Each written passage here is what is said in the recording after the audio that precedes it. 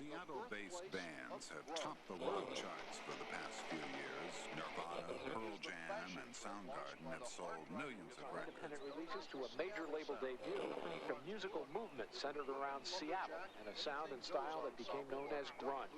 A month before that album came out, they were the basis of the Generation X society.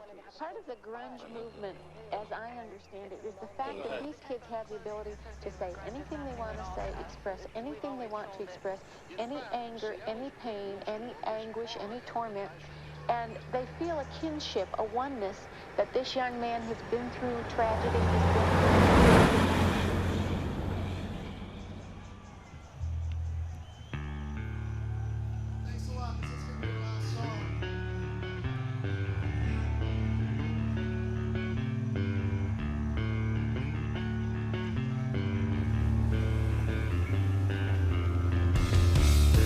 Your doctrines, your manifestos. I'm a simple man, and I speak with simple words. Talk about inclusion, not exclusion. I sing my song across these rivers, valleys, mountains, cities, fields, oceans. I'm a teacher, you're a teacher too. I'm a pencil pusher, I'm a ditch digger, I'm a loser.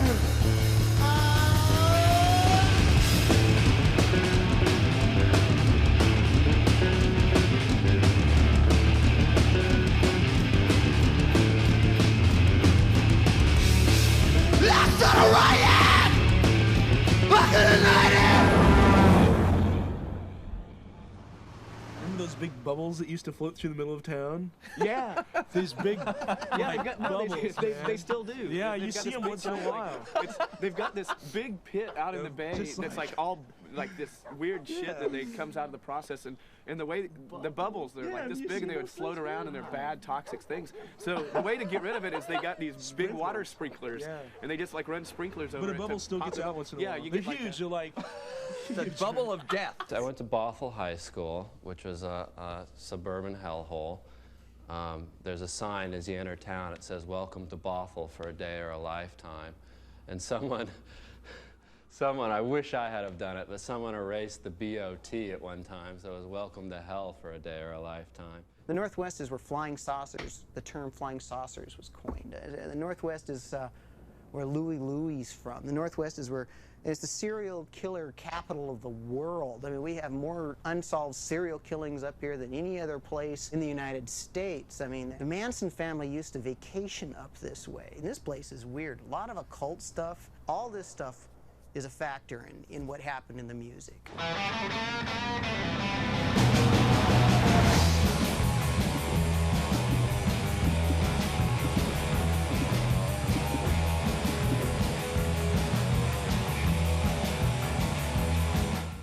When the weather's crappy, you don't want to go outside.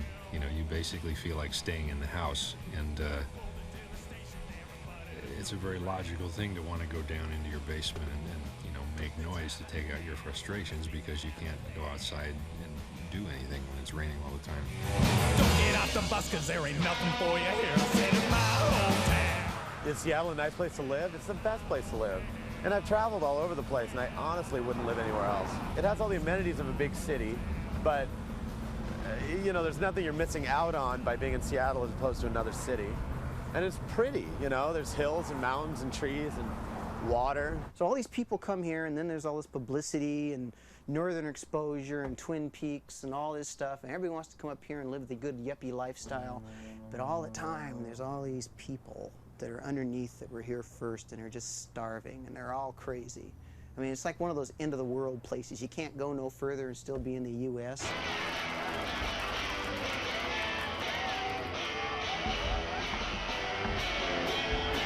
Whoa, yeah!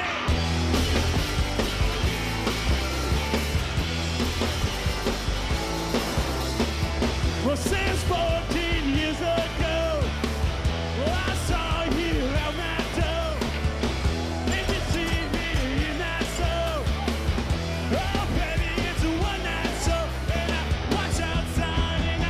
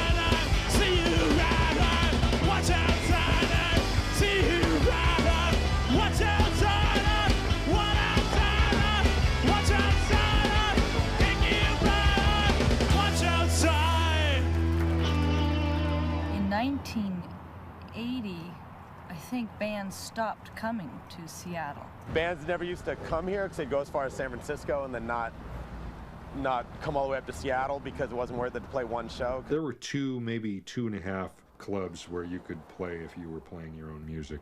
So people used to rent halls, just put their whole show on themselves, take tickets, run up, do the music, and then at the end pick up the broom and clean it up. Let me tell you about it.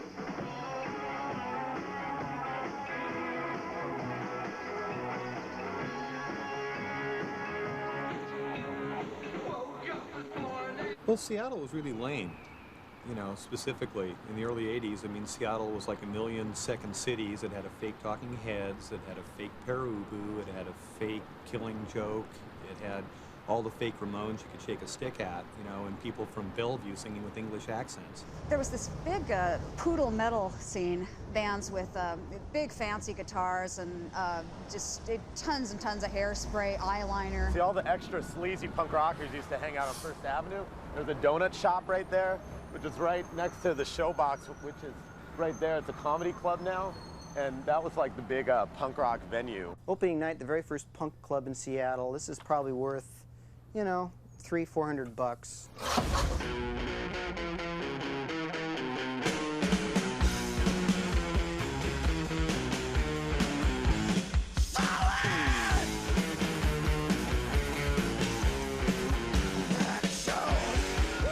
Nobody was too worried about success because we knew we were living in Seattle. You know, it wasn't LA. Nobody was going to come and sign us. We played a show, some small club.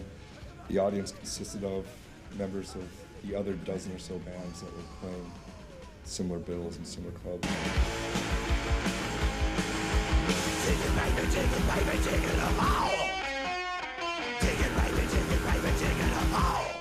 The bands that stuck it out did it because they really, really, really enjoyed playing their music, and that was really the only positive reinforcement that anybody got.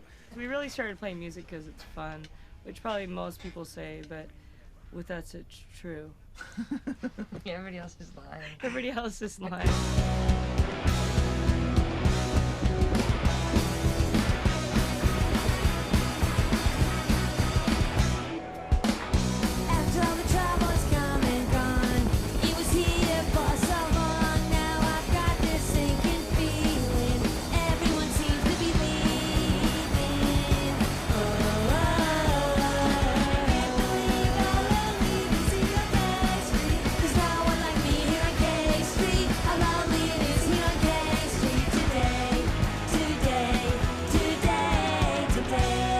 I've never been in any other spot in the country where so many people played, you know, there's tons of shitty bands, and there's like tons of great bands too. And the most interesting music around here is definitely coming from places where people are just playing in the garage, they're playing to themselves, they're playing to their friends. Across the street lives these guys are in a band called Sister Psychic, and then there's another band who practices there, and they're all friends, and then Her Fault, my little brother's band.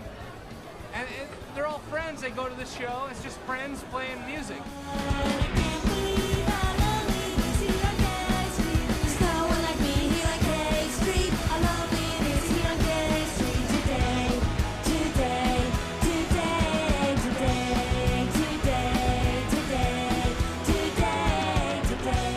We were all so fucking bored out of our heads that it was get drunk, fall down, and, you know, throw your body around. And all the bands that came through Seattle at that time, Scratch Acid and Big Black, said that Seattle had the most exciting, potent scene going on in the U.S. They all loved to play here because everyone would just, like, go nuts and drink themselves into a frenzy and throw themselves on stage, and it was very flattering for these bands, you know, whereas you go to Los Angeles, New York, and people stood there and went, I don't know. He missed a note there. The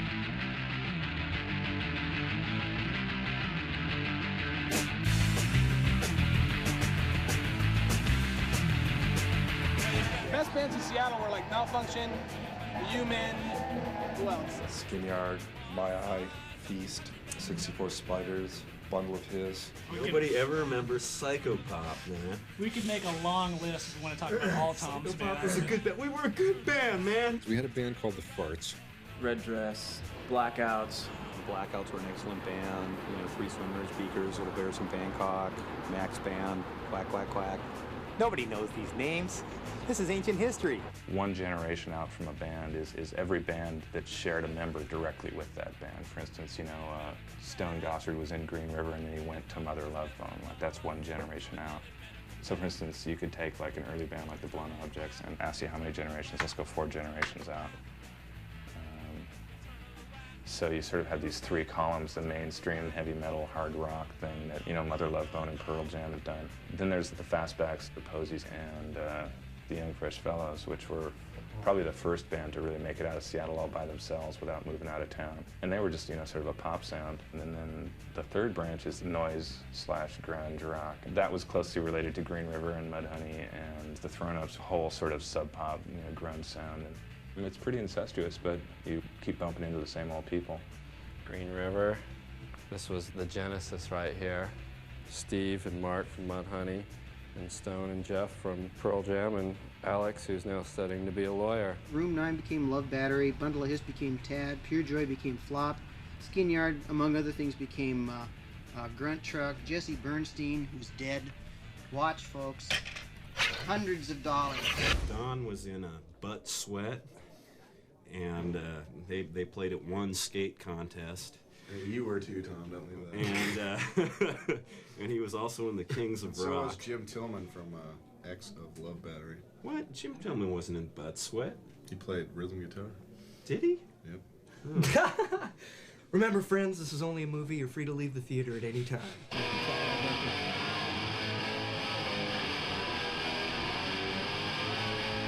Well, I got better for the just and one. Navigator, it's going like the sun. Beat up the ceiling. Woo, this is gonna be fun. There's hotcakes like I got them done. Talking about them hotcakes, you know what I mean. Talking about them hotcakes. Talking about them hotcakes, I don't think they leave. Talking about them hotcakes. Keep smoldering, keep smoldering, keep smoldering. Hotcakes! Keep smoldering, keep smoldering, smoldering. Hotcakes! Keep smoldering, keep smoldering, keep smoldering. Hotcakes right now. Someone said to me once that there was the aesthetic of dumb about the Seattle music scene, that the music wasn't stupid, but it was dumb.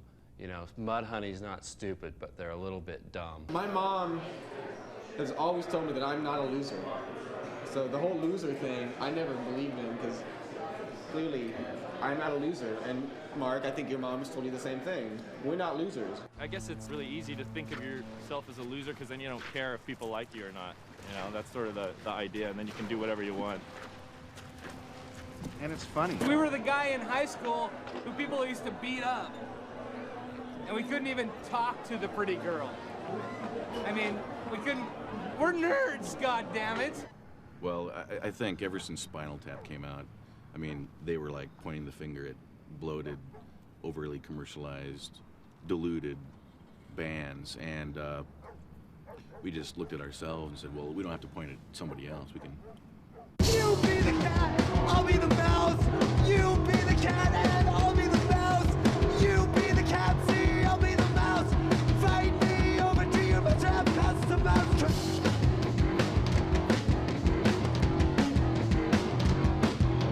You be the cat, I'll be the mouse. You be the cat and I'll be the mouse.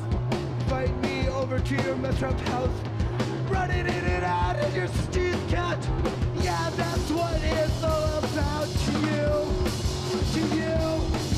To you. To you. Mousetrap.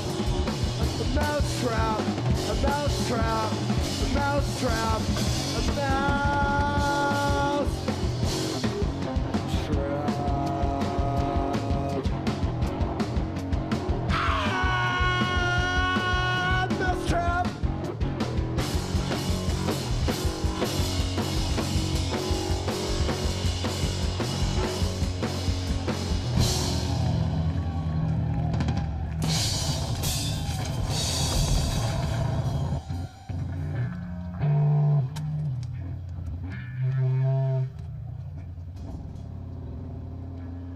you've been through periods where you've had keyboard players with £50,000 worth of kit on stage and 82 keyboards and 95 samplers, you know, after a while you just go, hang on, this is like eating too much food at one sitting. It's too much sound, it's too many colours, it's all got Ponzi and Posey. Let's go and see some bands where they just bash it out.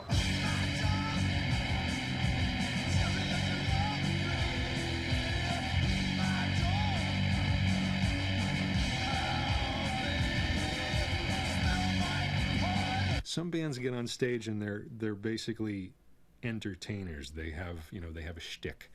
They are giving you a show. Some bands get up there and they rock, and you can tell the difference. That's why Seattle bands tend to be a little bit inconsistent live, I think, is because most of them aren't really up there to be entertainers. They're up there to rock out. And their best shows are when they're having the most fun, not when they necessarily have their act down, because maybe they don't have an act. If it's connecting with the audience right, I get chills. I mean, I can just, I finish a song and it feels right, and I can just tell it's just going to start going fine, man. I get chills and they're rocking, and fuck yeah, let's go. Society forces it close. They're over the line. I got a freaking feeling in my soul. No going out of control. Nowhere to turn. Nowhere to hide. I got a train driving through my head. People burning in my bed. My telephone rings. Somebody get on the line. I said 54-40 a fight. 54-40 a fight. 54-40 a fight. All right.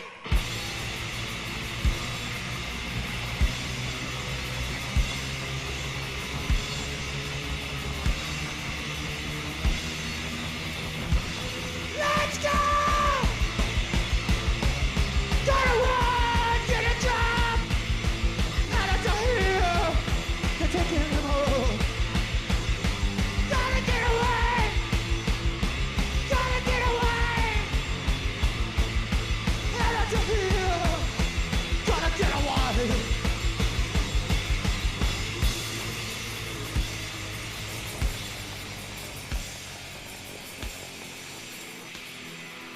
There's a million people out there that could do what I'm doing as far as producing, recording, anything like that, a lot better than I'm doing, have better equipment.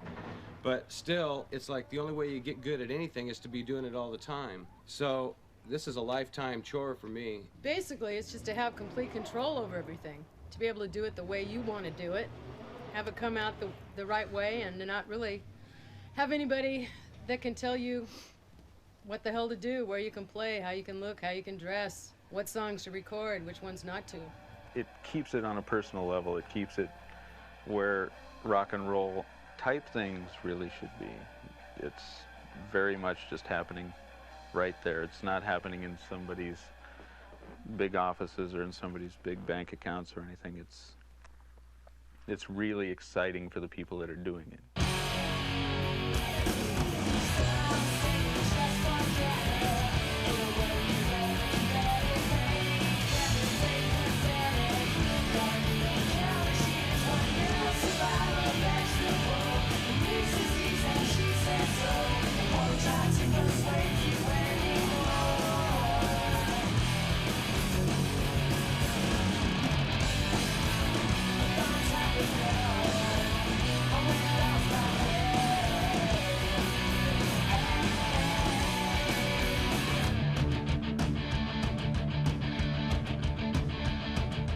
Pop Llama was the big influence. Conrad can do it. Sub Pop can do it. We wanted to do our own records. So, well, hell, if these guys can do it, we've seen these guys so drunk they can't stand up.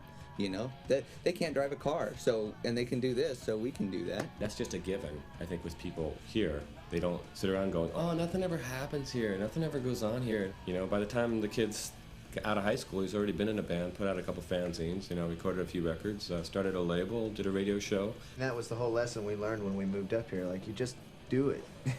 We moved up here and we saw other bands, you know, no different than us, just putting out records. All you really need to do that is some magnetic tape and a microphone, and that's really all you need. And then, you know, maybe, just maybe, some bad reverb.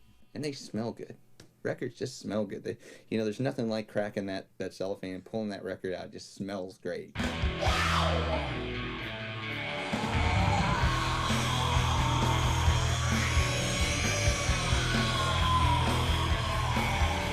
When Deep Six first came out, it was chronicling something that was suddenly going on. I guess it was by a fluke of providence, kind of the initial document of what later turned into be a pretty big scene. I think we all became aware that there was a certain regional sound developing, and nobody had a name for it.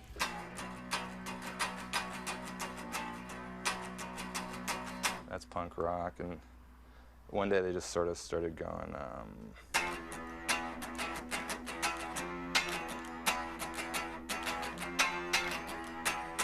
and that was grunge.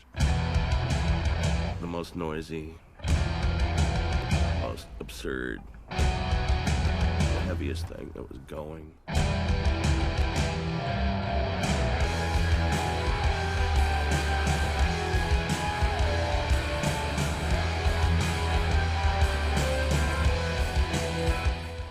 Yeah, we know this is heavy rock, and heavy rock is kind of stupid, but it's fun anyways. That's why you had a band like the Melvins doing Kiss covers. It was all in fun. It was like, we know that this is the cheesiest thing we could possibly do. We got to do it. It's just ridiculousness, complete ridiculousness. What can we get away with next, you know?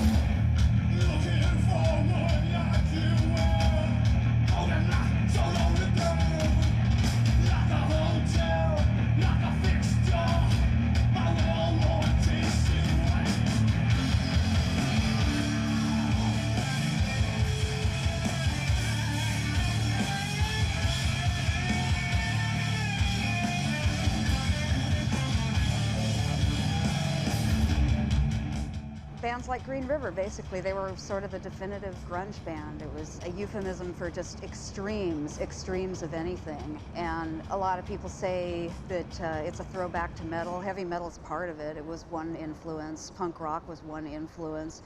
Basically, anything loud and crushing and extreme was an influence. We'd all been in bands that were more controlled and more dynamic, you know, and, you know, better bands, actually. And we just, well, our whole thing was we just wanted to get away from all structure and just be chaotic and not worry about that. It was kind of joyful release. It's taking rock right back to its basics, which is go up there and make a hell of a noise and make sure you play music your parents don't like.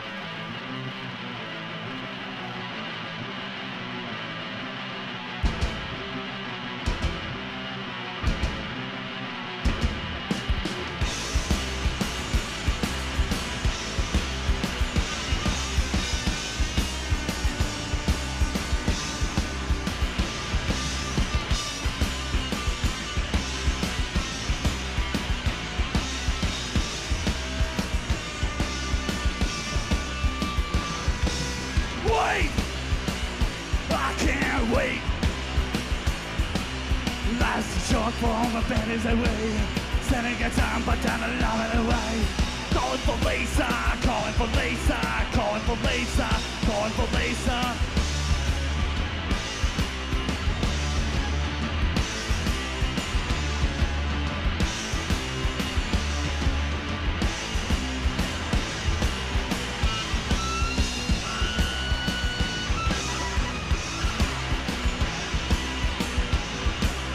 First thing actually was when we were doing the first Soundgarden single, and we were doing a song called Nothing to Say, which was just, at the time, just seemed amazingly heavy. I thought, this, you know, these guys can't possibly be really playing this song. This sounds like, you know, this sounds insane. It sounds way too good for 8-track, and it sounds way too good for a, you know, crappy little Seattle band.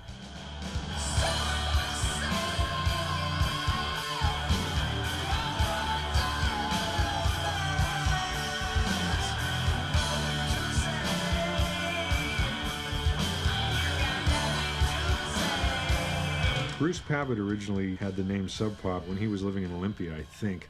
He had a sort of cassette fanzine network where he put out these little compilation cassettes of local bands. He was interested in making it a vinyl magazine. And the bands he was interested in at the time were Green River and us. And John also was a huge fan of ours. He wanted to make a record, start a record label. So we kind of talked them to working together. to put out our record. Up to that time, everyone played it really safe, all the small labels. Well, we'll put out a single every 3 months, and, you know, we'll sell 1,000 copies of it, and that's cool because I've got my day job, and John and Bruce were having none of that. They said, you know, we don't want to work day jobs. We don't want our bands to work day jobs. We want them out there on the road. We want them in the big magazines. We want their records everywhere. It is punk rock, but we don't care. We want to make it bigger than punk rock. And that's why these two gentlemen are the kings of the scene, as you might say. There was a real indie ethic in the 80s that you weren't supposed to be proud of having hit records or being a hit machine. And John and I, as fans of, you know, the history of pop music in this country, really admired labels like Motown and their hit factory mentality. Yeah. They definitely picked a certain kind of band for their label, which makes everybody think that that's the only thing that was going on in Seattle. By default, I ended up engineering all of them, and they had Charles doing all the photography, so there was definitely a package and an image and a sound. I think every community has their pools of talent. It's just a matter of being able to take on the responsibility of marketing. You know, I'm a failed pop musician myself, so, you know, I kind of decided, well, I'm going to play in crummy band after crummy band. I may as well rep some of these bands who might have a chance at doing something. And basically he said, hey, you sing about dogs, you sing about being sick, you got a shtick, it'll take you to the top.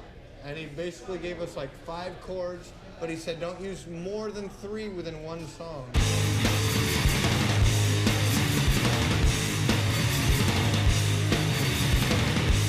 I'm prepared afterwards. I'm a creep, yeah, I'm a jerk. Touch me, I'm sick.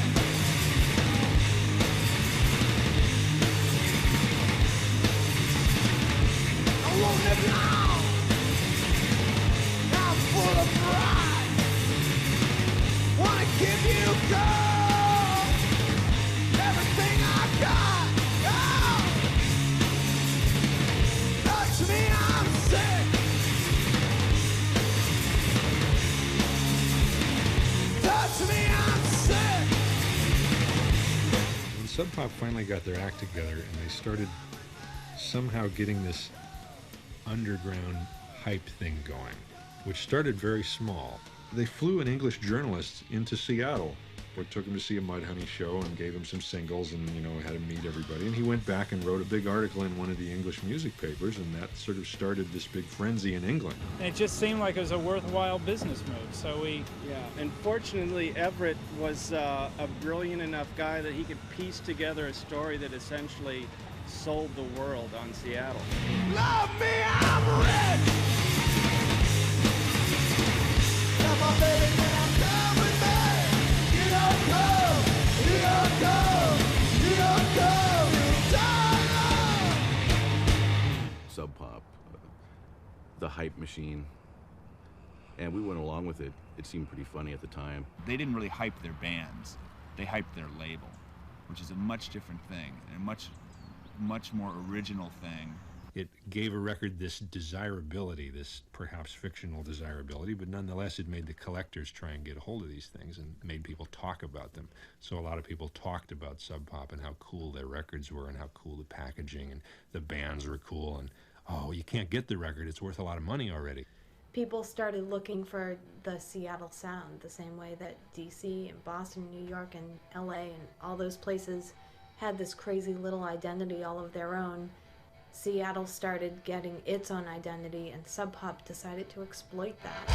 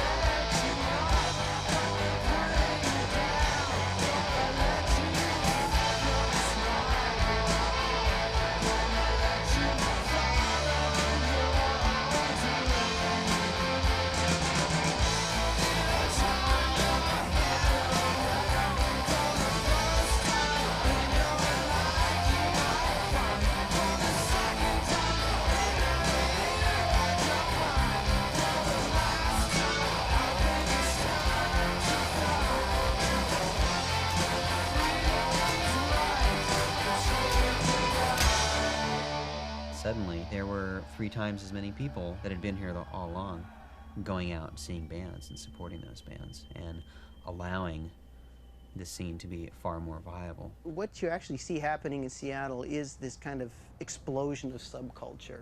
I think it's a very important thing and a very healthy thing to have happen anywhere, particularly in a place like Seattle that's so conservative and so reserved. To have something like this happen here has been nothing short of like a major electrical shock. Everything was suddenly just buzzing with activity. I mean, singles were being put out.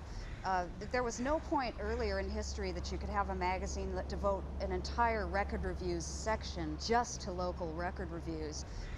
People from underground fanzines across the country were already starting to snipe about Seattle and how much hype it was receiving. When things started to become spotlighted, more venues opened up and more opportunities opened up for people to play. But there was never a lack of great musical talent, and it was always really diverse, and there was always an unspoken sense of community about it.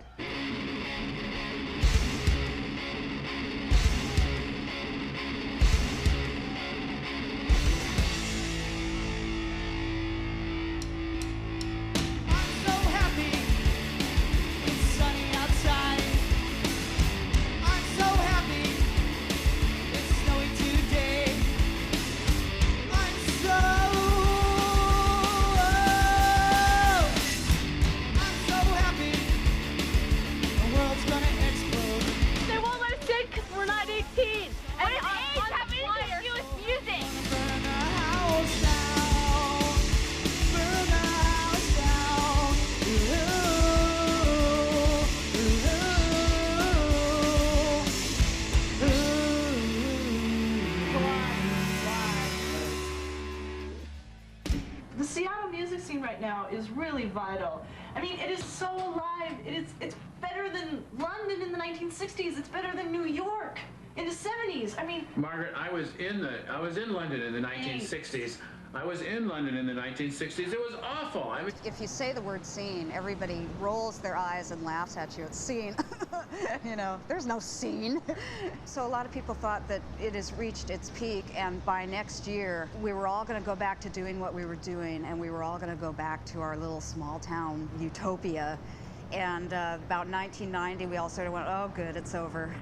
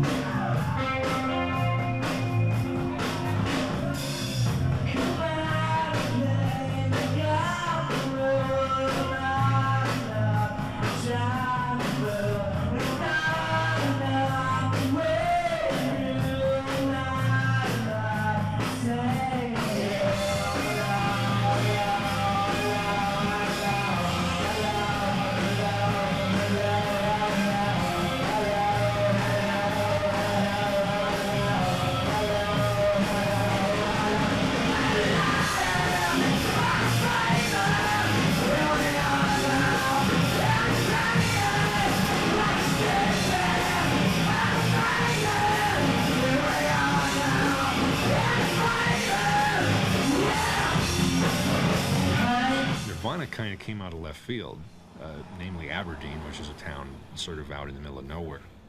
And, you know, we just got a phone call at the studio one day from this guy, you know, Kurt.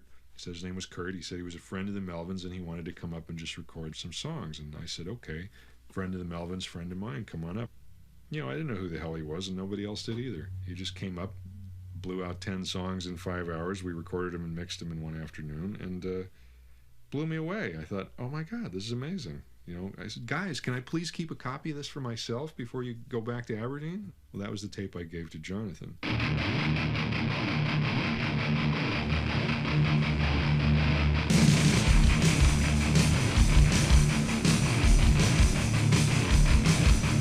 This is my penultimate grunge photo.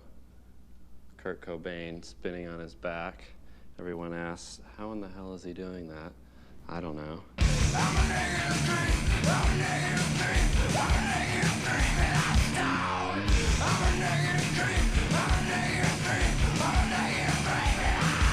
At that point, I think Soundgarden had put out their first major label record. It was doing okay.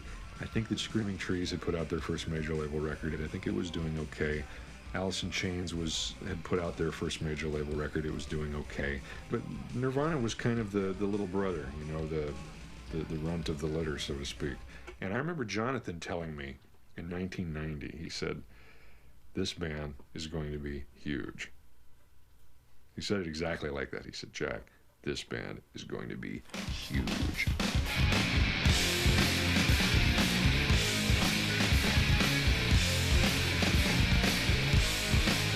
The record came out in fall, September. The video came. I remember the first time I saw the video, I thought, this is so cool, that there's no way MTV will play this. Just no way. And then when that started going, it reached millions of kids instantly. Ben would go off and call up people back home in Seattle. He'd come back and say, you know, the latest sales figures. He'd go, Nevermind has done 300,000. Nevermind has done 400,000. Nevermind just went gold.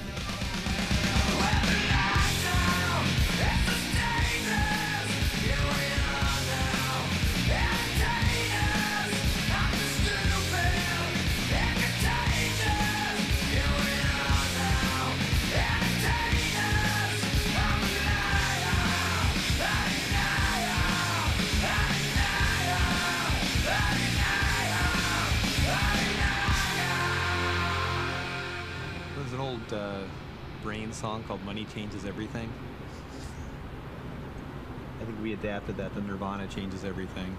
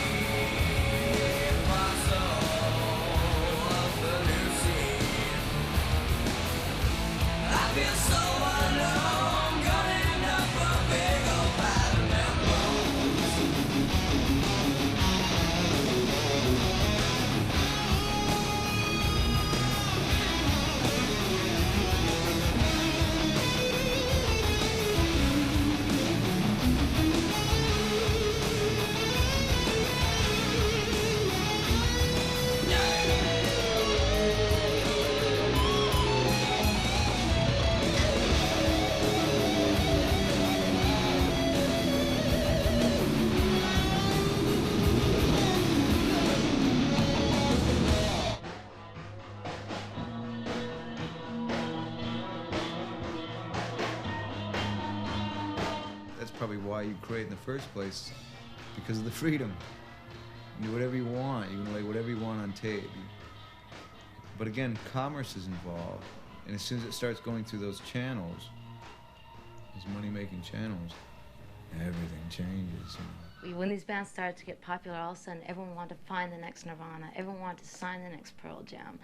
All of a sudden, bands who'd never played live before practically were getting huge advances. The labels start bidding for bands to get band signs so that they can then sell them to a major. The bands get all worked up and basically break verbal contracts you make with them because, well, you don't have a contract. I mean, when I first started, I didn't need contracts. I didn't think I did. You know, here's my friend, you know, but someone throws, you know, 500,000 in their face and they're like, huh, we didn't have a contract. If the major labels are like a big, dumb Baby Huey, you know, that, oh, what's going on in Athens? And you waddle over to Athens and you sit down in Athens and you start buying lunches and you crush 3 bands by accident and you go, wow, the party's in Athens, you know.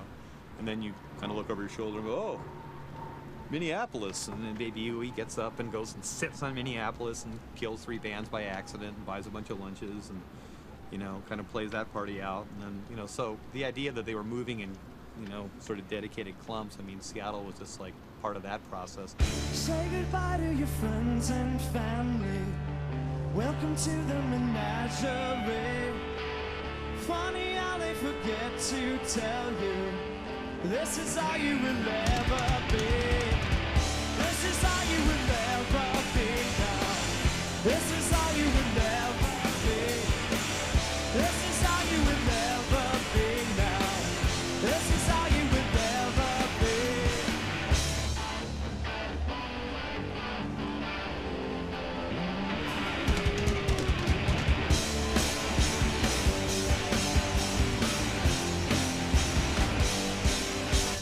The effect of this whole thing of like hyping a label or hyping a sound or hyping a place is it starts to take a lot of the attention away from the individual artists that are making music. Everyone doesn't sound the same. Everyone isn't grunge. Everyone doesn't have long hair.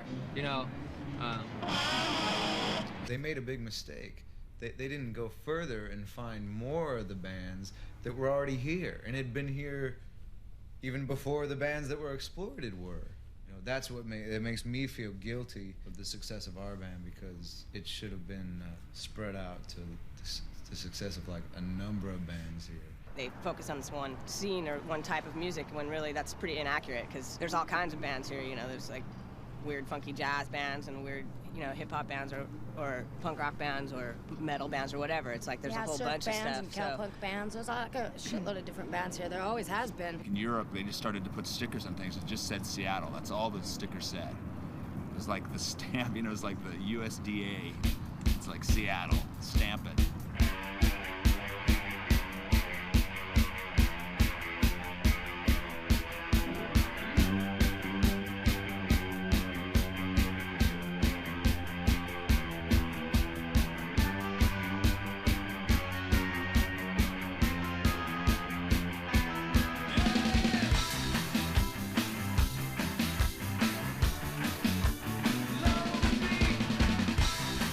Great band. I like the best.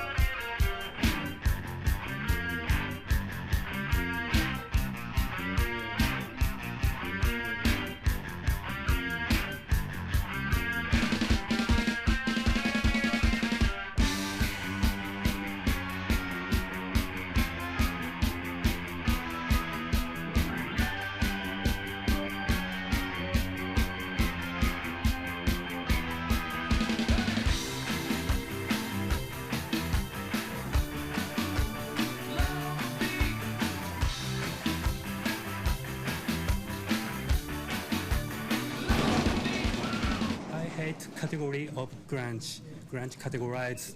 I only like loud music. I don't need grunge.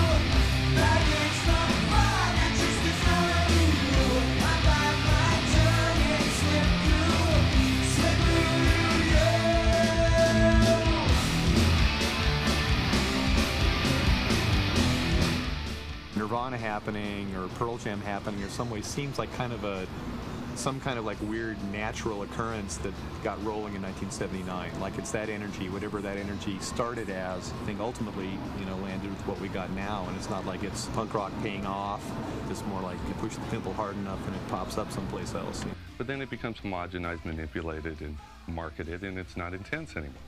So there's a constant cycle of rebellion. I think punk's gonna be there forever, man. Punk is as long as there's kids that like, yeah. Kids are the most important part of punk.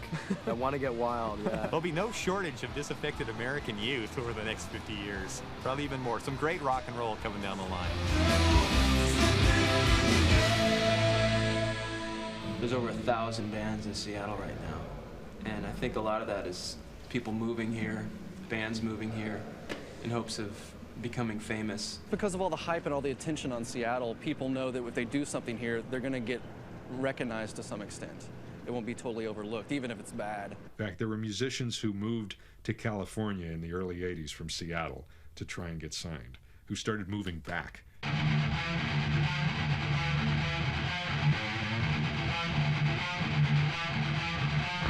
There's got to be at least 1,000, if not more than that, in Seattle. And so I came up with an idea to package box sets of Northwest bands. So what I try and do is I try and find ways to exploit, and I like the word exploit through propaganda and television, the Northwest music community as a whole.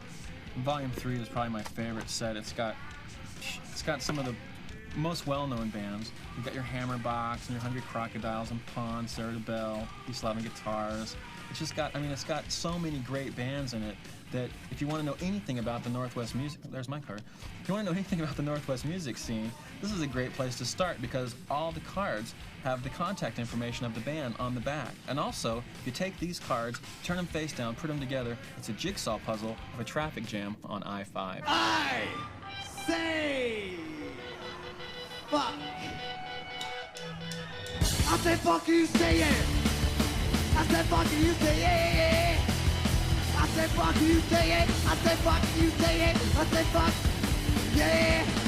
Oh, I said let you say go. I said let you say let's go, man. Oh, I said let you say go. I said let you say go. I said let's go.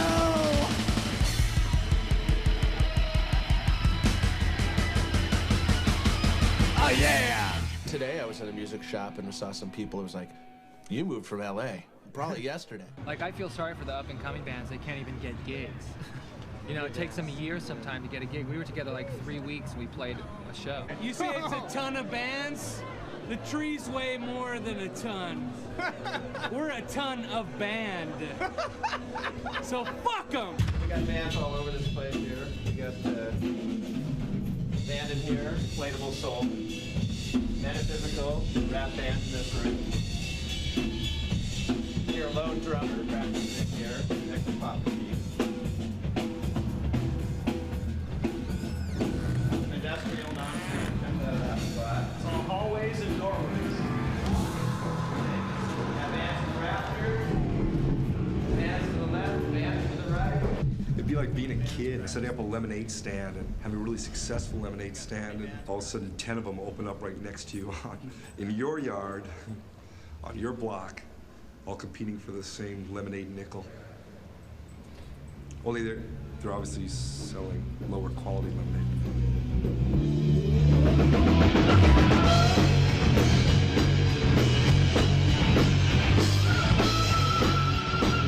Right now, Seattle is 6:45 on Christmas Eve at a shopping mall when the mall closes at 6 o'clock, when it's too crazy and it's loaded with submoronic idiots prancing around buying anything they can get their hands on.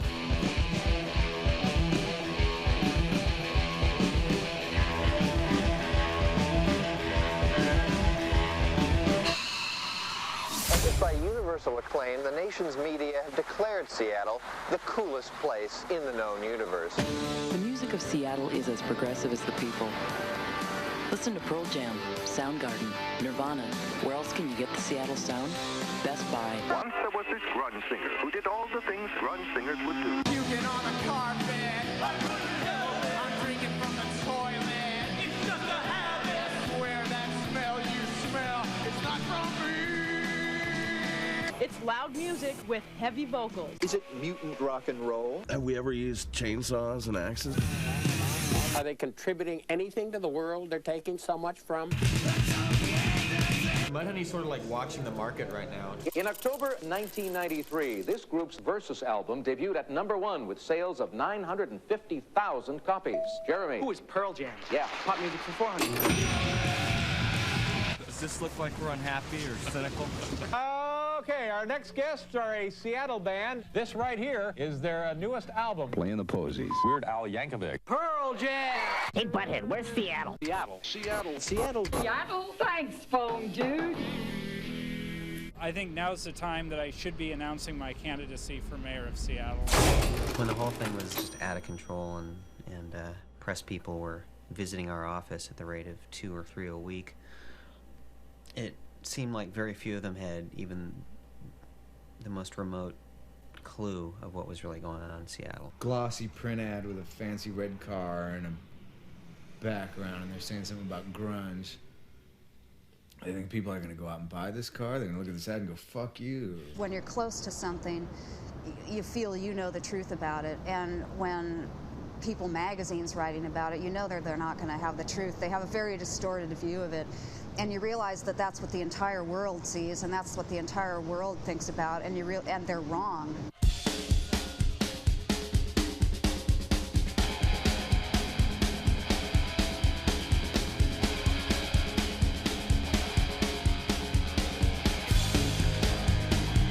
Maybe there's like a bunch of photographers and they want to put you with this other person from another band that you don't even know, and they want you to put your arm around them and smile. And You play in a band, don't you? Yeah, I play in a band.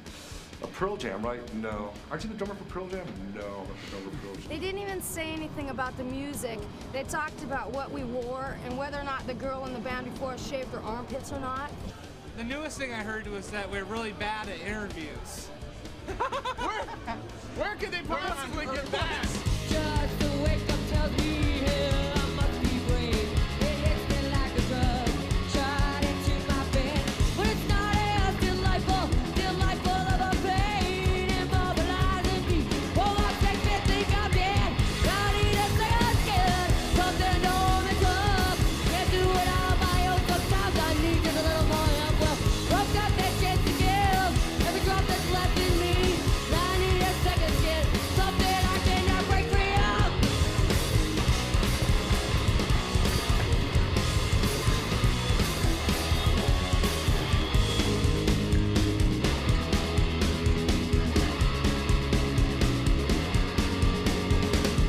I've become myself, girl, just to let it breathe.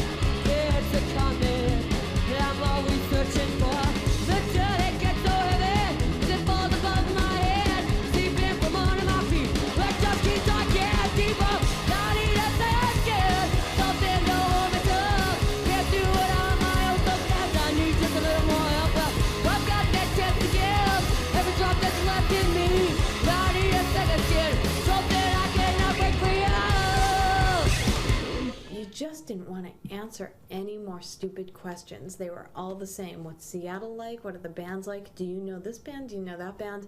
Everyone had it. Yeah, we put a moratorium at one point on people calling and asking for the Seattle story. There was nothing to do except just start poking fun at the entire thing. And so instead of saying, no, I really don't know that person, it would turn into, oh, sure, every Monday morning we eat banana splits at breakfast time.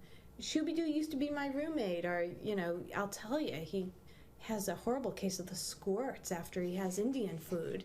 And, like, you just start making up every single lie you can, and then the goal was to just get crazy rumors circulating all the time. There's a big element of put-on involved with all Seattle music. I mean, Kurt Cobain's goofy name spellings, a lot of Sub Pop's world domination kind of attitude. I mean, the whole thing's ridiculous. 75% of what Bruce and John say is a lie, but it served them well. It's essentially been one big prank. We've always pretended we were something we weren't. Now that we're huge and have a lot of money, we're trying to pretend that we're small and indie and have street cred. But that's one of the great things about a lot of the bands here, that they're, you know, great humor, you know. So I'm obviously not from here. I don't One of my favorite hoaxes was the lexicon of grunge. The New York Times called Sub Pop Records and talked to a woman there who just started making up words. They were trying to find out what the inside secret dope was. What was the hip language? And I was like, why don't you just give me a word and I'll give you the grunge slang for it. She just started making stuff up. A lot of it was kind of stuff that she used for herself, just for laughs. And next thing you know, it's on the cover of the New York Times, and everybody around here is just giggling and snorting. If they're lame enough to try to scrutinize this totally stupid thing, why not fuck with them?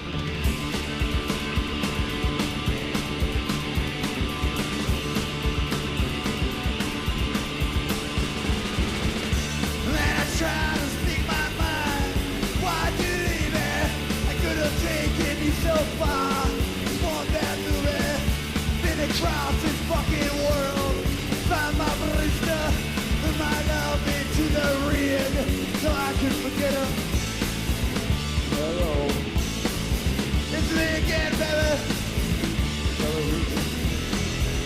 As you can see, I am basically a trendsetter in the fashion scene, and Rolling Stone called, and they were doing a fashion spread on what the indies are wearing.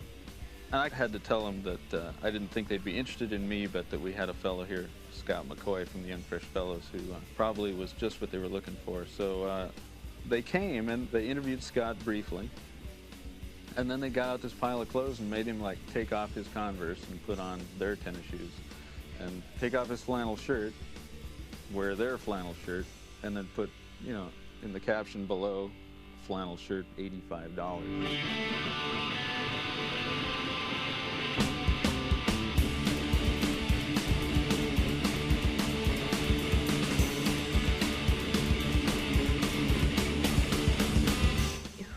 Didn't get a flannel shirt for Christmas from their relatives, and you tie it around your waist and you run off and do a stage dive all across America. But up here, because it's lager territory, all these goonballs just wear flannel anyways, and then that's what became the stereotype here. I mean, you go around, you know, cities everywhere, and you see some real stereotypical grungies, you know, with the Pearl Jam shirt, and, you know, with the stocking cap and you know, the really neat long johns with the shorts, and you just say, I spit on you.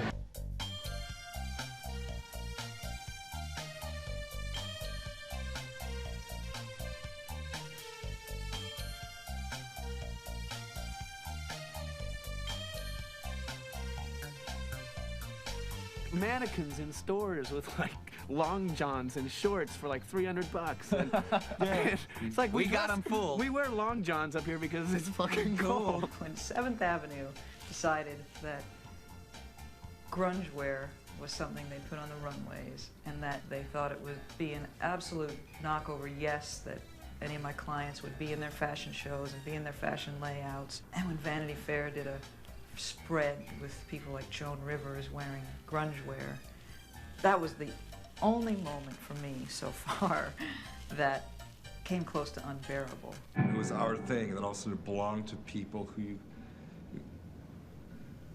you never thought you were sharing your music with, like mainstream periodicals and fashion magazines. And you start realizing, well, there's a whole lot of people out there making money by selling the idea of the Seattle scene or grunge or whatever. It's so profitable. It's so profitable, and they'll just keep taking and taking and taking, and they just don't know how to restrain themselves.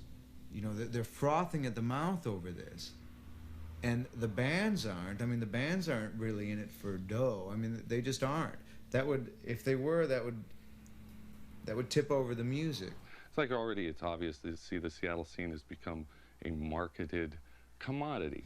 But that's what makes pop culture so significant to all the little consumers out there. They have no interest in history or economics or science or art. They're kind of interested more in gossip, the nature of celebrity. And that's not at all encouraging to find out that you participate in that society, one way or the other. I wonder why I do the things I do. 1 + 1 has always felt more than 2. Happy and content.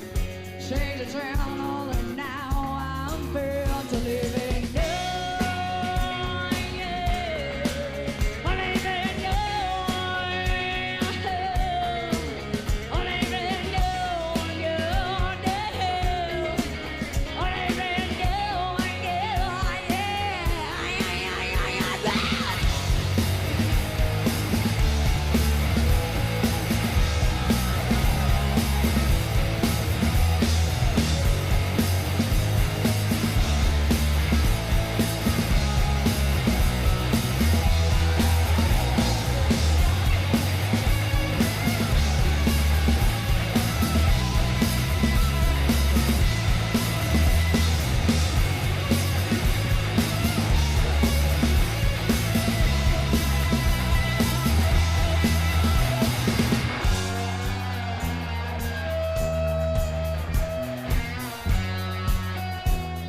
all big, and then everybody starts to like them, and then they just become so overplayed and kind of sold out, and I get out of them. That really pisses me off. Well, I like them first. I mean, you hear a song, it's a great song, played a million times, you never want to hear it again. If I hear that song one more time, if I see that guy's face one more time, I'm gonna fucking find out his address and kill that motherfucker. I don't blame him. I've said it myself. There definitely is the idea that success is bad, and that's part of the rebellion. That's part of the rebellion against the 80s, you know, our peers and our parents, that we didn't really want to become successful, because with that comes the trappings of responsibility. It seemed for a while that that celebrity was not really what you wanted once you got it, and you know, you look at any of these people that are now complaining about being too much in the spotlight or always, you know, scrutinized by everyone. What did you expect? You know? I think a lot of people whine about it, but secretly they kind of are excited about it too. And I don't think that people ever can imagine what is going to go along with being popular. I mean, I don't think no matter what somebody tells you, it's going to be like, I think it's a lot different once you get there. I think so too. Maybe we should try to find out. Blue cross smiles and toddling on, and I'm on my way.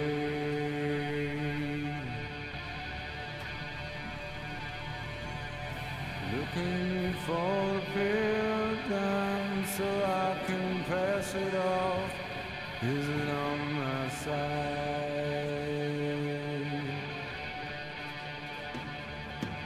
Is it to the sky?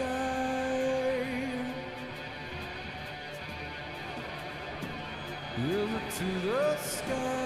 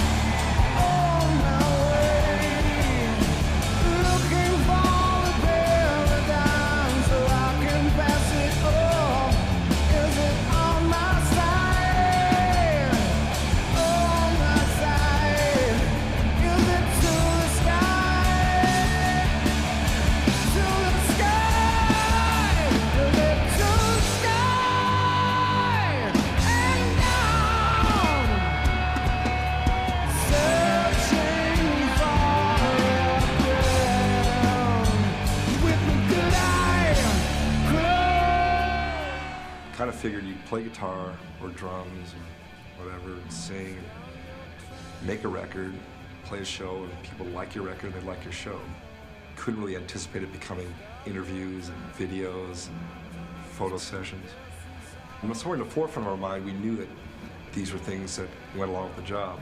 We never really can anticipate it until you're there. It's like, wow, do without the fame stuff and just, you know, give me your money.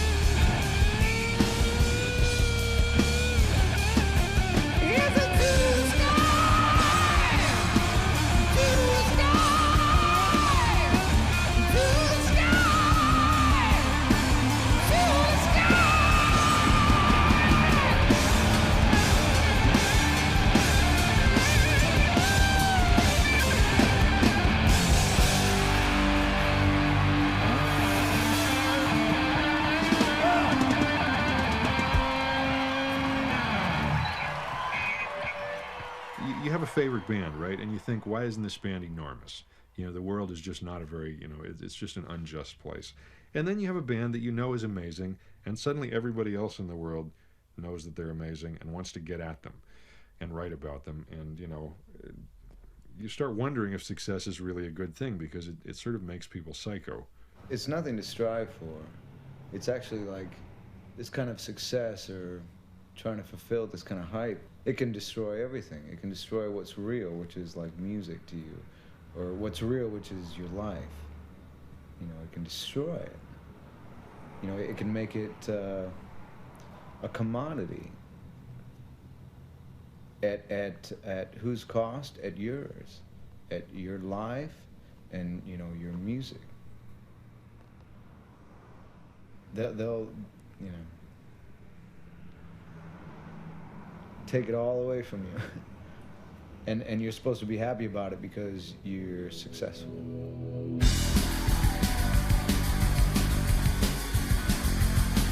You kiss me once and you kiss me twice with your best of slobbering lips. With dribble in my brow, I waited until you turned, then I whipped it on my pant leg.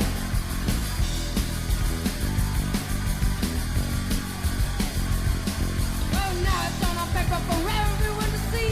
Now I'm up and singing for everyone to hear. Now it's on paper for everyone to see. Now I'm up and singing for everyone to hear. You, especially you. It's all for you. And we gotta have you. My lungs are filled with smoke.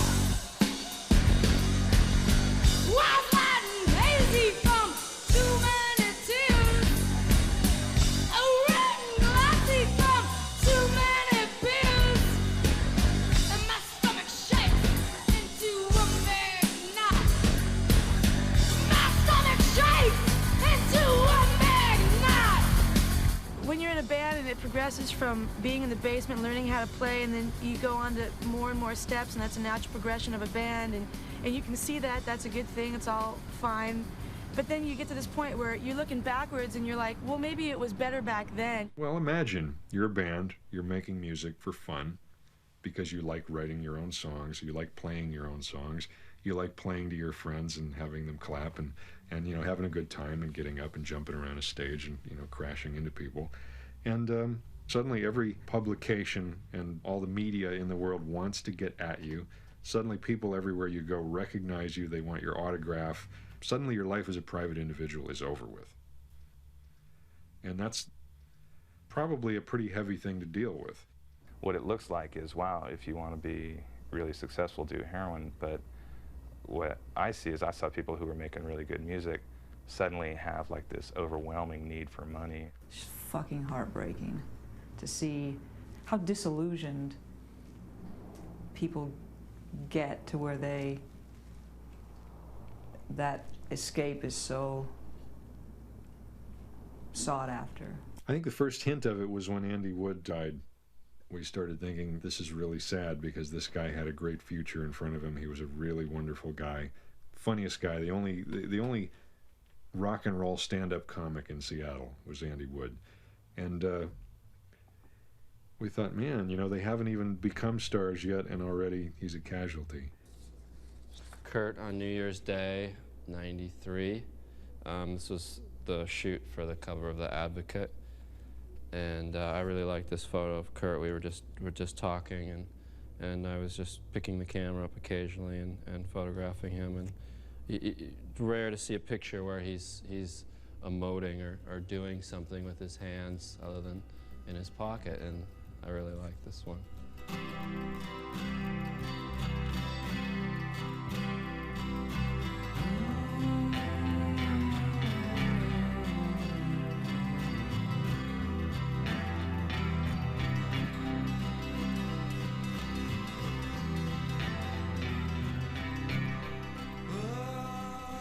Symbolically, perhaps it represented the death of something. I mean, I know when it affected me in such a way that I was seriously tempted to give up everything and go be a farmer or something. It was so disillusioning to me. It was hard. I didn't take it well.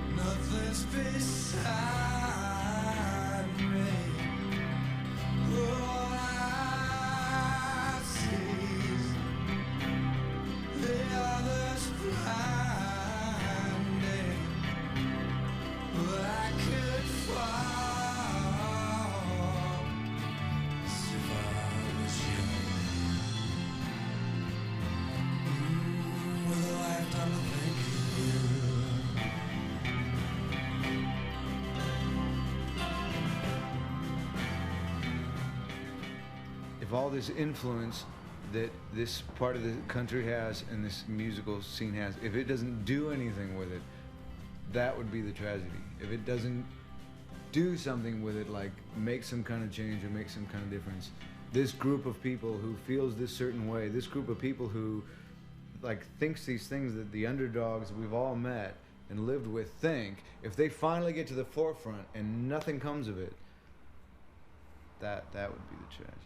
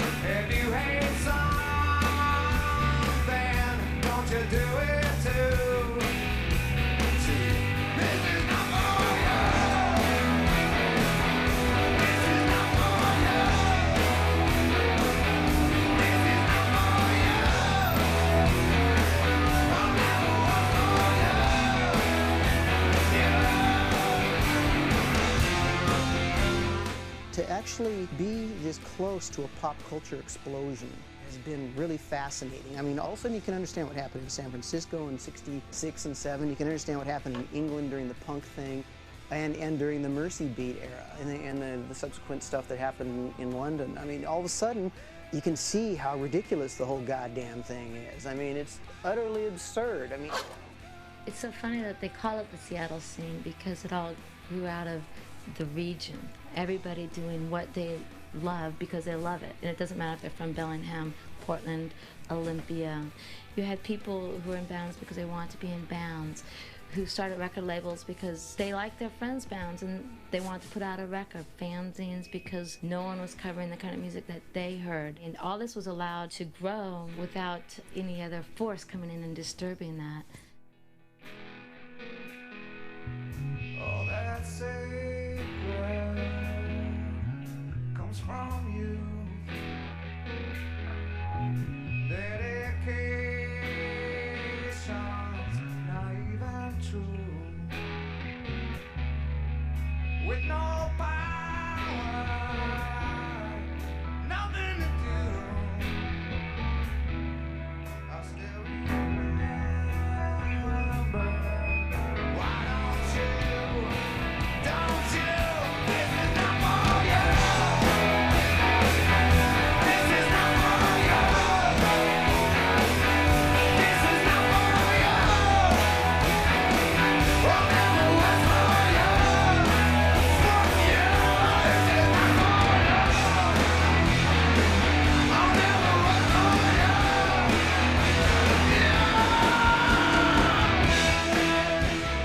I didn't think I would be making a living at doing this. I mean, I had no idea that these bands were going to become so popular, so famous. would have taken a lot more photographs of them if I have known. Our first U.S. tour was a total failure. You know, we didn't make more than $90 at any show in the whole U.S. You know, it's like they hated us everywhere we went. We're doing basically the same thing we were doing in '85, and now people like us. I don't know why. Let me put things in perspective for you. 5 years ago, this is a sleepy little coastal fishing village. Now, could we have the camera pan out to the skyline here? This kind of economic development is directly related to what John and I have done to promote Seattle.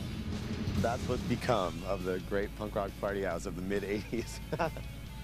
It's so harsh. It used to be this tiny little shack, like, set way back in these terrible, like, big weeds in the middle of these beautiful homes. And now look, it is a beautiful home. I would love to, when about 20 years from now, be playing in like some kind of like super loungy soul band with a horn section or something like that. Yeah, we'll probably all be playing in R&B bands in Pioneer Square. Probably the same R&B band on Pioneer Square.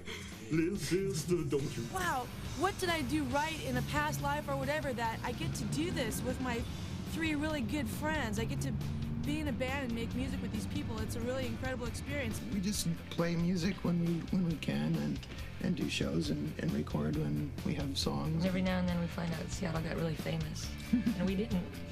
It's not too bad. It's okay. Oh yeah! Oh yeah! Oh yeah! Oh yeah! Oh yeah!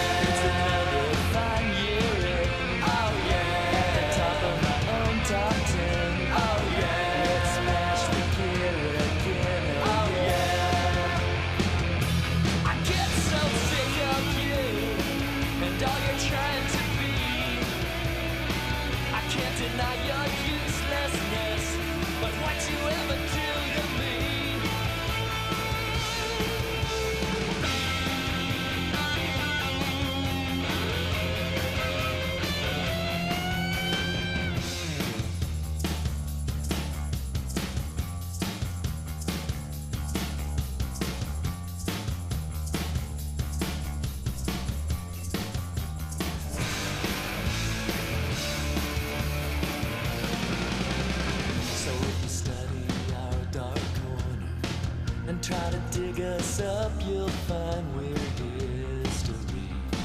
And if you stay in our dark corner, don't forget to bring along your top 10 list. Oh yeah! Oh yeah! Oh yeah! Oh yeah! Oh yeah! It's another fine year. Top 10, oh yeah, let's smash the gear again, oh yeah, oh yeah, never played a nice backdrop, oh yeah, when the music never stops, oh yeah, I'll be the oyster for your pearl, oh yeah, dark corner of the world, oh yeah, oh yeah, oh yeah.